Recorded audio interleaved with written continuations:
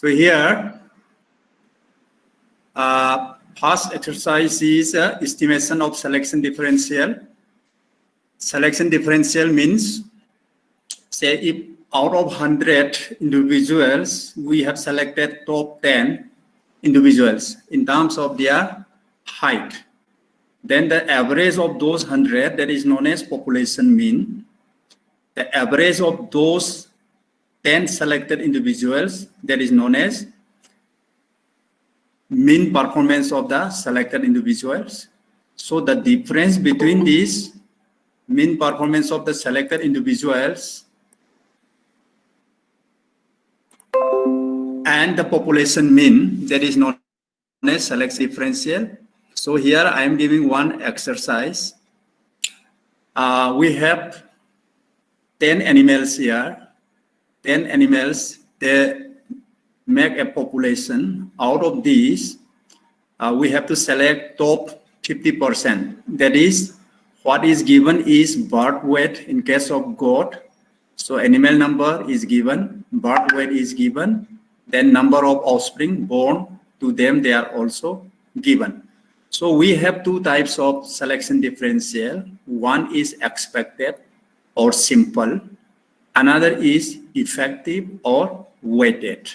So accordingly, we have to calculate these two. Then we'll take their ratios, and on the basis of their ratio, we will give some conclusions or interpretations. So let us see here. Top 50% animal has to be selected. That is, 5 animal has to be selected. So now the question is clear to you. The next step is here. For the population mean, that is denoted by P bar, we have to add each and every individual, that is 10 in number, divided by 10. So it comes to 0.3 kg. Now coming to the selected animals. So on the basis of their body weight, we have selected animal number 7, highest birth weight, followed by 8, 6, 2, and 5. So here are their birth weight, and Ni means their number of progeny. Then here is Xi, Ni means corresponding product 2.5 into 2, 2.4 into 2, like this.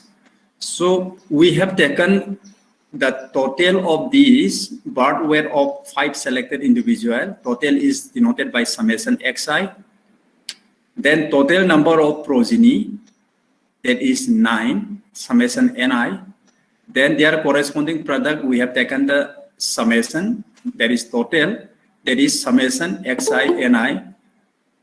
So that makes 26.2.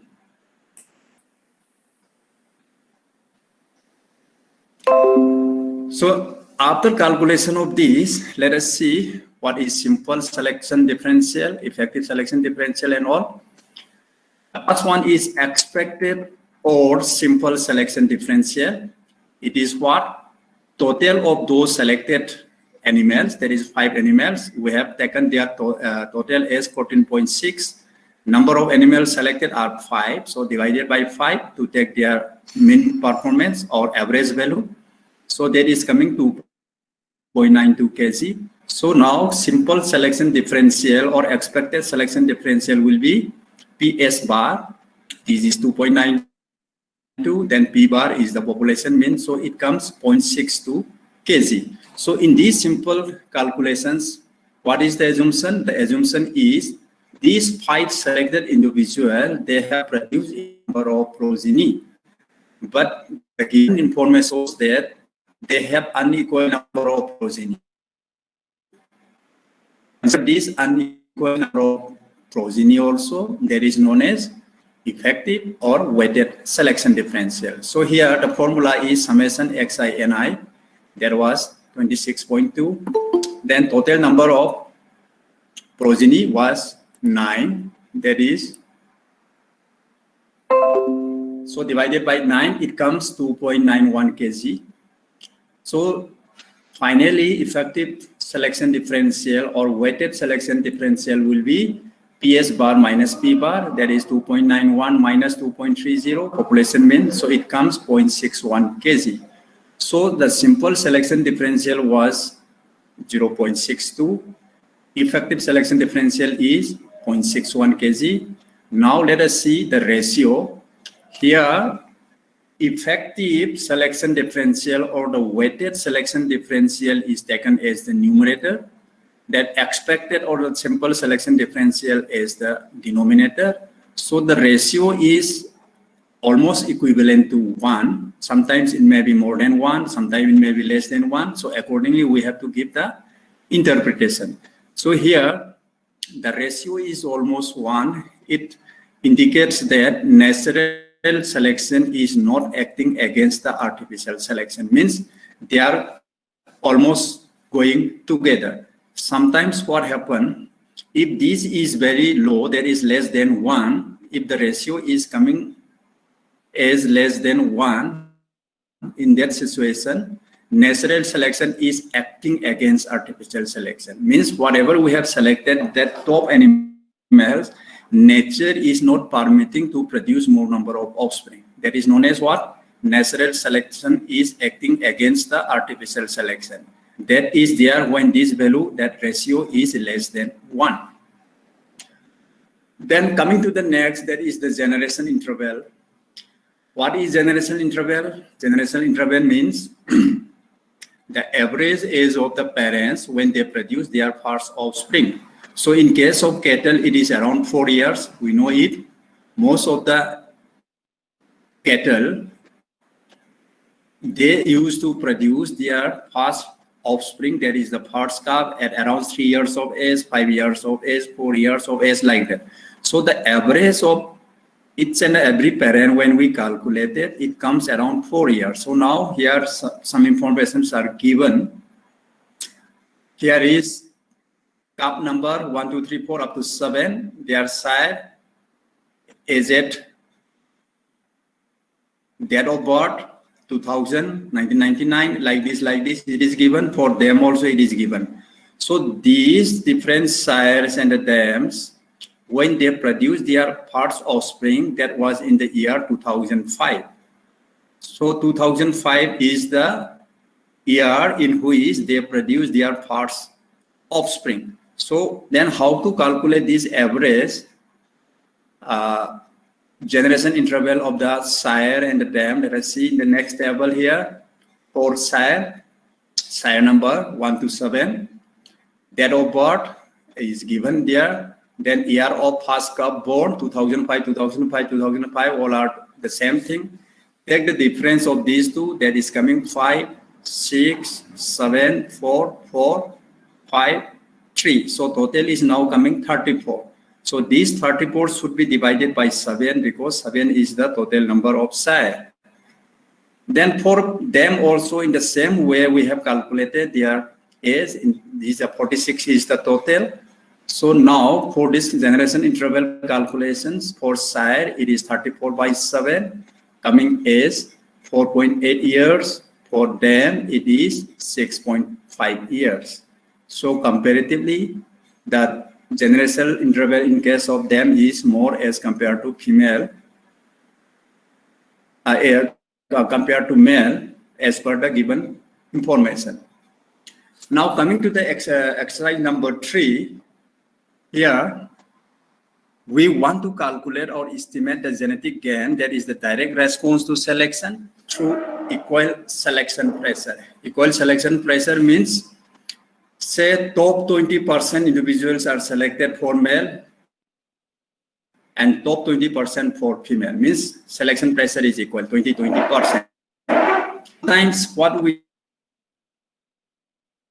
do is 10% selected, 20% are selected. That means unequal selection pressure. So here for this equal selection pressure, I am giving in a Sahiwal cattle farm, the average milk production is 1,500 liters per lactation. The herd average is 1,000 liters. So from this population average 1,000 liters, we have selected few cows which are superior in terms of milk production. Their average is calculated as 1,500. Then the herd heritability of the trait, that is the lactation mean yield, is 0.25, and the generation interval is 4 years. Then we have to calculate selection differential, genetic gain per generations, genetic gain per year. So now, what are the things given? Let us see. Average milk production of the selected cows, denoted by PS bar, that is 1,500 liters per lactation. Then population average or the herd average, denoted by P bar, is 1,000 liters. Heritability, 0.25. Generation interval, denoted by GI, is 4 years. Then for selection differential, as we know, it is the PS bar minus P bar. So it is coming 1,500 minus 1,000, that is 500 liters per lactations. Then genetic gain per generation here, it is 4 years. So genetic gain is calculated by using the formula heritability into selection differential. So heritability is 0.25 into 500, so it comes 125 liters per lactations. That is, during the 4 years, this much genetic gain is there. Then we want to know per year what is the genetic gain. So it should be, this 125 liters should be divided by 4. So in terms of 1 year, the genetic gain is 31.25 liters per lactation. So in the exam, you should be very careful about the units. Sometimes what happened, you have calculated correctly everything, but you have forgotten to put the units. So that will reduce the marks. So be careful about the units. Then coming to the next here, in a Barbary goat is a breed of goat. Selection is practiced for higher birth weight. The population mean is 1.20 kg. Mean value of the offspring of selected individual is denoted by PO. P means population mean, O means offspring, was 1.30 kg. Mean value of the selected parent is 1.5 kg. So heritability of the birth weight is 0.4. Calculate, observe, and the expected genetic gain and give your comments. So here, I'm going back again in the previous slide here. We have calculated genetic gain per generations here using this formula heritability into selection differential. So this is coming as 125 liters per lactation. What actually it is the expected genetic gain. We may expect this much in the next generation if selection is there. So there may be increase in 125 liters milk on an average in the next generations due to this selection. So these are our expectations. So in this questions, problem number 2, here selection is completed. The selected individual, they produce the offspring. So then offspring's performance also we have recorded. So that is coming 1.30. So now let us see in the next slide here. Population mean, overall mean is 1.20 kg. Mean of the offspring of selected individuals is 1.3. See, the 1.2 is the parent generation. 1.30 is the offspring generation. Then selected parent, their mean value denoted by PS bar is 1.5 kg. Heritability of the trait, that is birth weight, is 0.4. Now, expected selection differential is PS minus P bar. PS is 1.5. PP bar is 1.2. So, selection differential is 0.30 kg. Now here, expected genetic gain by using this formula, that is heritability into selection differential, that is coming as 0.12 kg. Then observed genetic gain. Observed means in the parent generations, the mean value was 1.2 kg. In the offspring generations, after the selection is practiced in the population, the mean value is increased to 1.3 kg in the progeny generations or offspring generations. So what actually we have observed in terms of the improvement, that is 0.10 kg. So when we compare our observed, that is 0.10, then the expected one, what is expected? 0.12. So there is a slight reduction in the actually observed genetic gain. So what will be the reason? The reason may be due to the differences in the management and the nutritional practices followed during the parent and the offspring generations. So genetically, we were expecting around 0.12 kg, but really we observe only 0.10. So these expectations and observed may be due to the differences in the managemental and the nutritional practices followed in the parent and the offspring generations. Coming to the exercise number 4 here is unequal selection pressure. All these informations I will be sending in your WhatsApp group. You have to write it down in your practical record. You just purchase one practical record, just like your physics chemistry, one side line, another side without line. So there you please write it and put that also, so that we can check it once you are back in the campus. So be careful, I will be sending these things also. So here what we do, top 3 males and the 20 females are selected. Means selection of male and the female, their numbers are different. That is known as unequal selection pressure. So there is a breed, big breed, that is Landrace. The average daily weight gain is 0.6 kg, that is 600 gram. Then for these selected males, the average is 0.9 kg. For the selected females, it is 0.65 kg. Then heritability of the trait is 0.45, and the generation interval is 1.5 years. Then we have to calculate genetic gain per generations and the genetic gain per year. So here,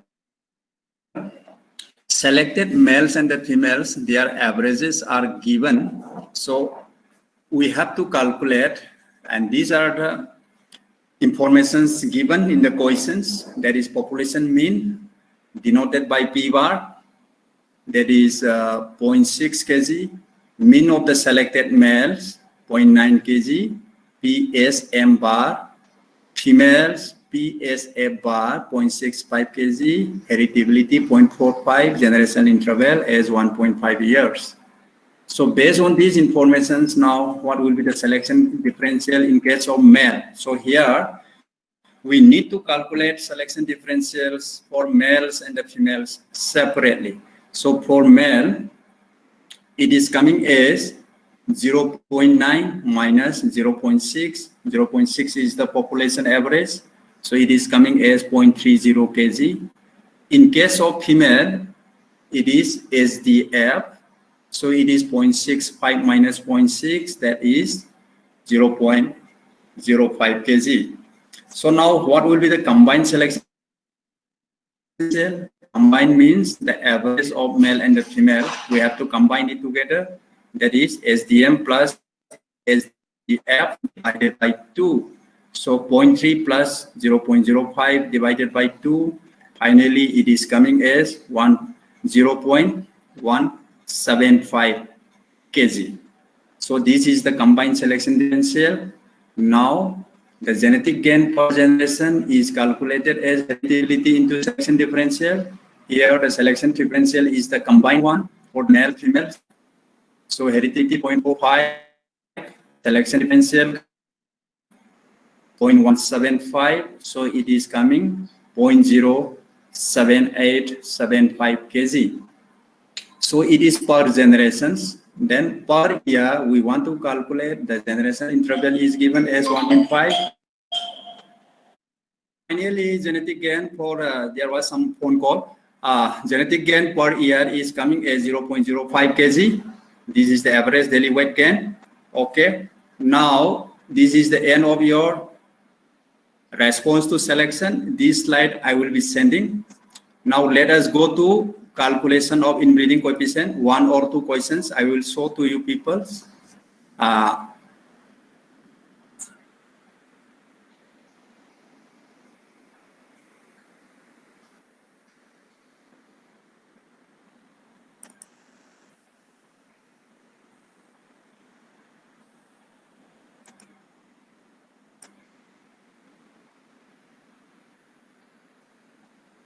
So here is one very important topic, that is calculation of inbreeding coefficient. As we know, this inbreeding coefficient, last time in the theory, we discussed that inbreeding coefficient is the percentage increase in the homozygosity due to the inbreeding. So in terms of this one probability, we define it as the probability inbreeding coefficient is defined as the probability that 2 alleles at a locus, because at a locus there are 2 alleles, one from father, one from mother, are identical by descent. That is, they are the alleles originated from a common ancestor. So those alleles are known as identical by descent. So here I am giving one example. Here is a pedigree. X is the individual but produced by breeding between A and the B. Since A and the B are having a common ancestor C, therefore A and the B are related individuals. So their breeding means it is inbreeding. So the resultant offspring from the inbreeding is inbred, that is X is inbred. So how much increase is there in the homozygosity percentage? We want to know it. So from here, we can identify that C is the common ancestor. Now, how to identify? From the individual X, you just go back in the reverse way, that arrow, against the arrow.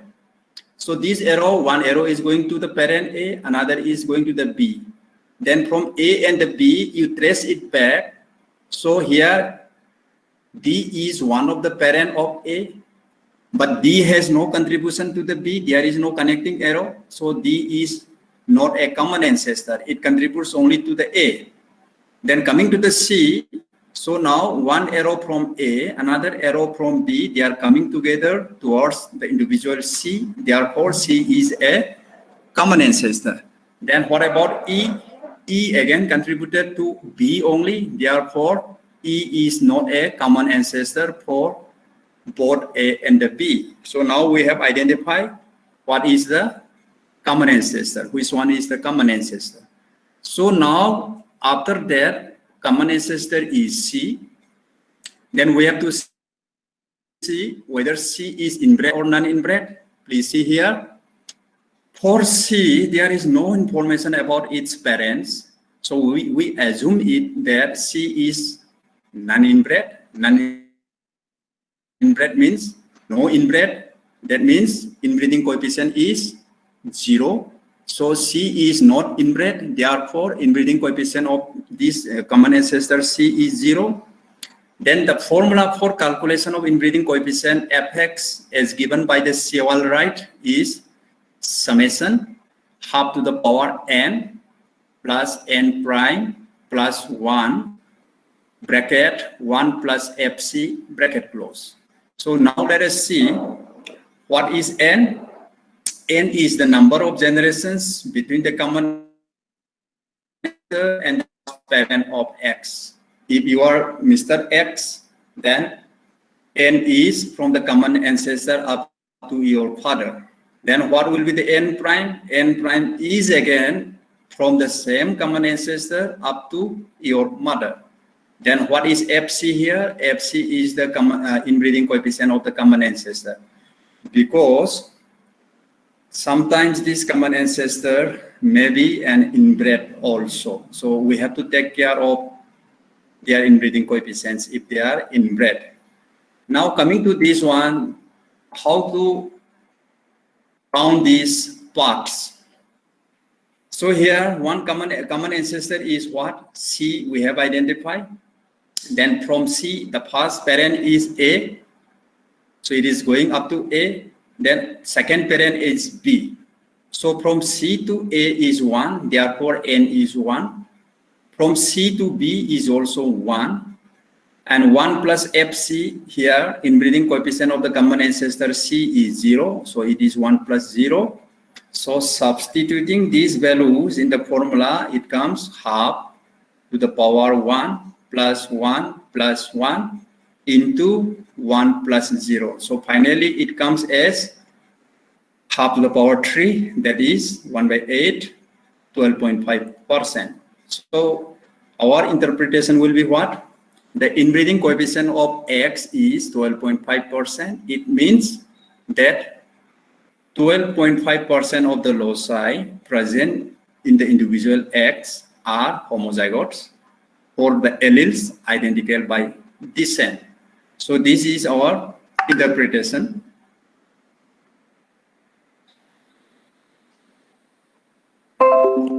Then coming to the next, here again I have given one pedigree. So here in this pedigree,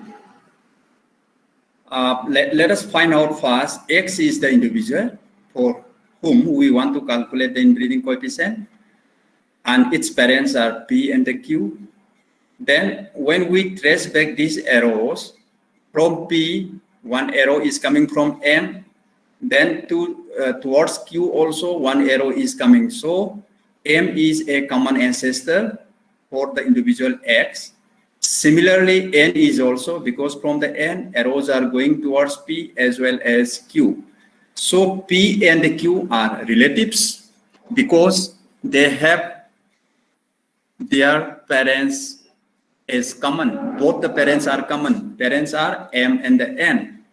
So due to these common ancestors, M and the N, now we have identified two common ancestors, that is M and the N. And let us see here, before going to the next slide, these two common ancestors, M and the N, they don't have any information about their parents. Therefore, they are considered as non-inbred. Non-inbred means their inbreeding coefficients will be 0.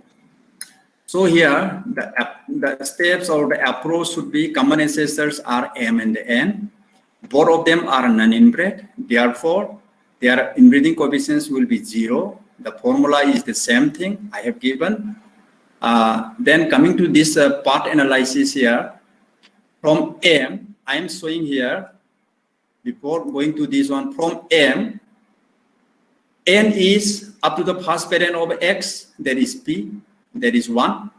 Then N prime will be from the same common ancestor M towards next parent, that is the second parent Q, it is again 1. Then similarly for N, N's contributions here, up to the first parent P, 1 again. Then up to the second parent Q, that is also again 1. So now due to that one in this tabular table, M is the common ancestor. I am showing here in the bold letter. So M is the common ancestor. N is up to P, that is 1.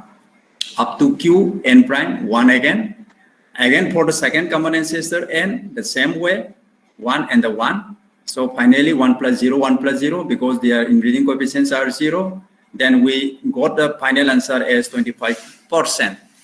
So that means the same way interpretation is inbreeding coefficient of the individual X is 25%. Therefore, 25% of the loci present in this individual X are homozygotes for the alleles identical by descent. Means those alleles, they inherited from their common ancestor M and the N. So this is the inbreeding coefficient for individual X.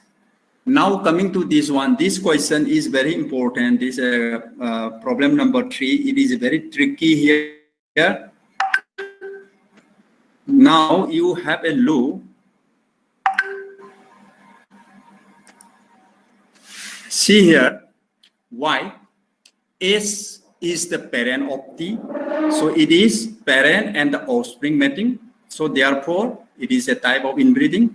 and they produce one inbred individual Y. So we want to know what will be the inbreeding coefficient of Y. So here, from Y, two arrows, one arrow is coming from S directly and through T. That is from T again going towards S. Therefore, S is the meeting place. Means it is the common ancestor. So common ancestor is what? S. And S has no parents, therefore it's non-inbred. So here, common ancestor is S, and it is non-inbred, therefore its inbreeding coefficient Fs is 0. Formula is given, it is the usual formula. Now coming to the part analysis here, see from S, I am again showing the pedigree. You should clear it. Here, have a look in this pedigree. What will be the N? N will be the number of generations from the common ancestor S up to the first parent of Y. Who is the first parent? First parent is also S itself. So N will be what? From S to S, that is 0.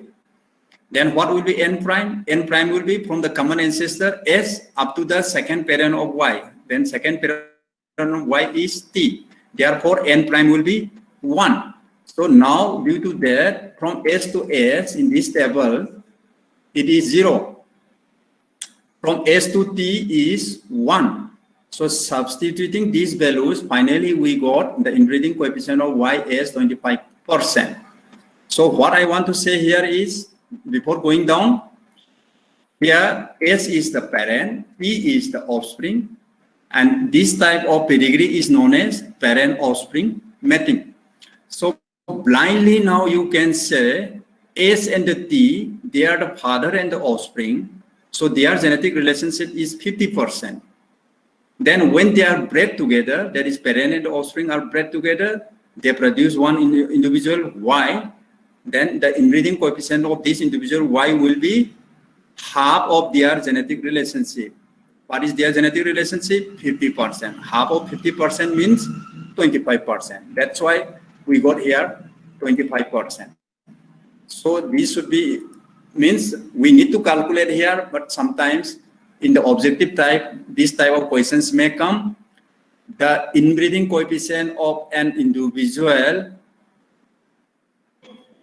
individuals obtained by breeding between parent and the offspring. So what is the genetic relationship between parent and offspring? 50%, half of that, 25%. So 25% should be the inbreeding coefficient. Now coming here is a bit complex pedigree. What I have given here is, so the questions are, we have to calculate inbreeding coefficient of the Y individual. Y is inbred, right? Because A and the C, they are the relatives. A is the parent of C.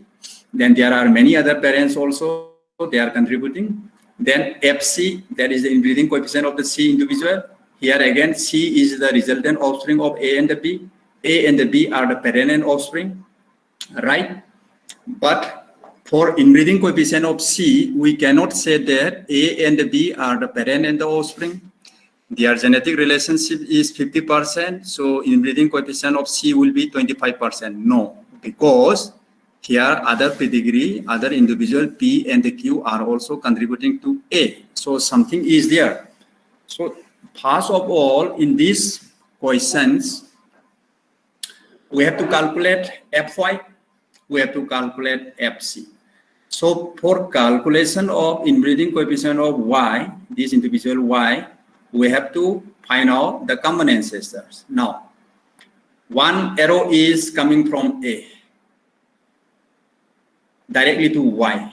Another arrow is coming from C, and C is again getting from A directly. At the same time, C is getting through B also something from A. That means A is the common ancestor of Y.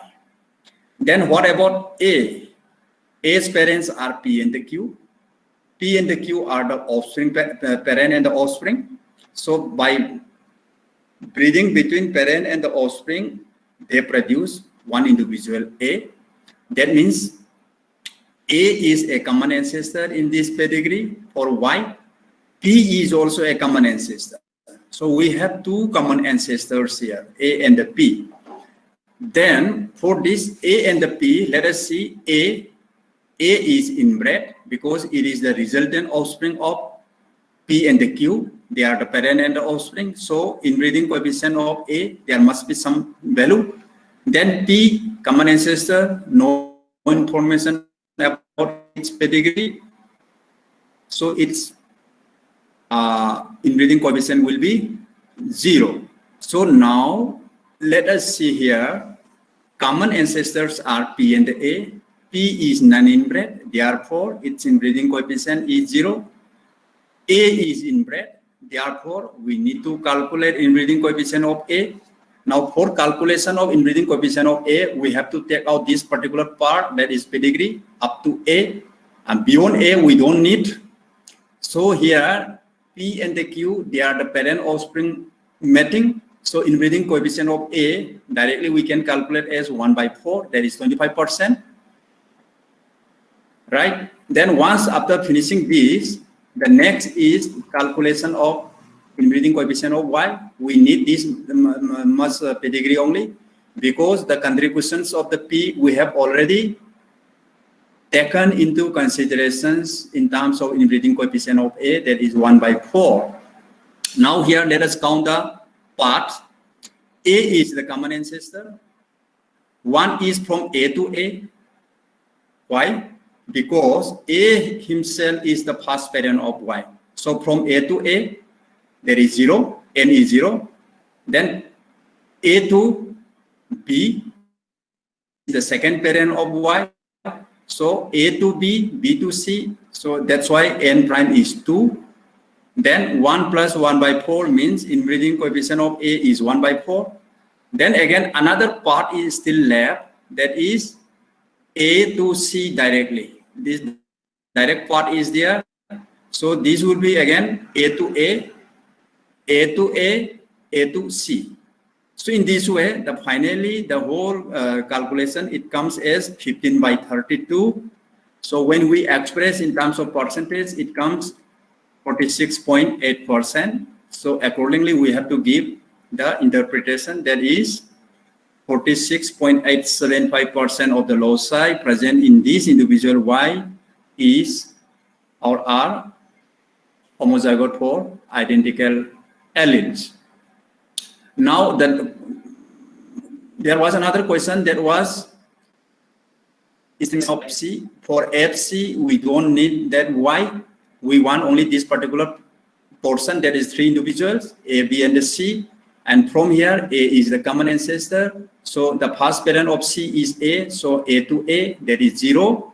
Then the second parent of C is B. So from the common ancestor A to B is what? 1. So 1 plus 1/4. 1/4 is the inbreeding coefficient of A. So after calculation, it comes around 31.25%.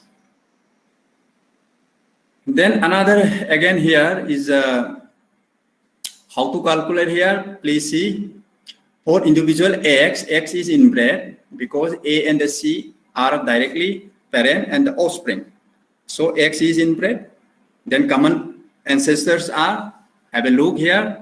For X, A is one of the common ancestor. Then again, A is having the common ancestors as R and S, because from R, one arrow is going to P, first parent of A. Another arrow is going to Q, second parent of A. Similarly for S also, one arrow to P, another arrow to Q. Then these two common ancestors, R and S, their parents are not given, therefore they are non-inbred. So we have how many common ancestors? 3. A, R, and S. A, R, and S. Right? A is inbred. We need to calculate its inbreeding coefficient.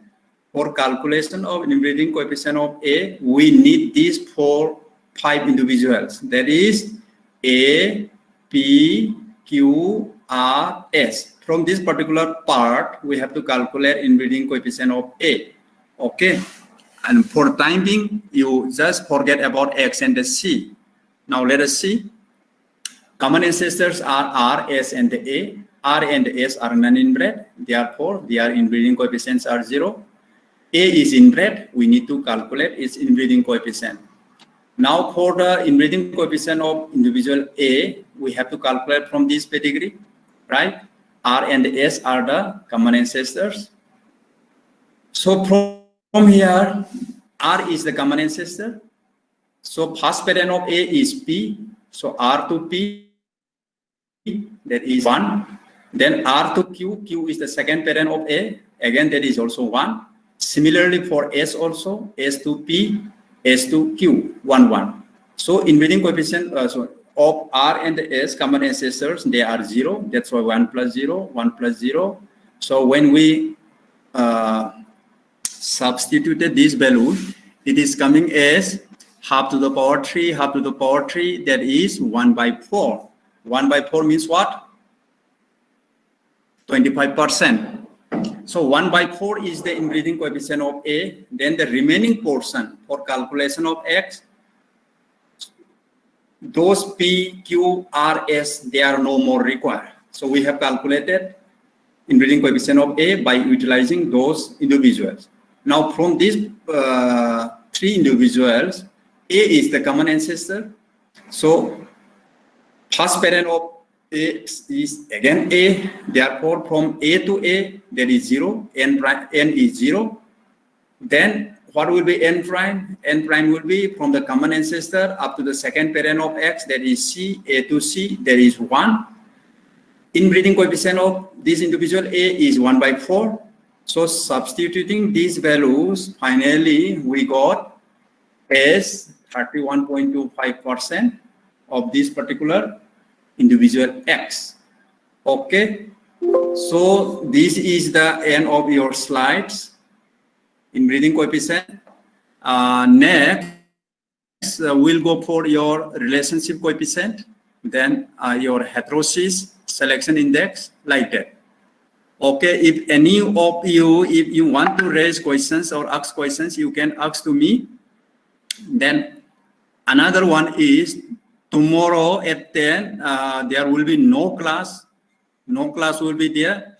Only on this regular, your Monday, Tuesday, Friday, and Wednesday will be taking your class. Then combined class as usual on Saturday.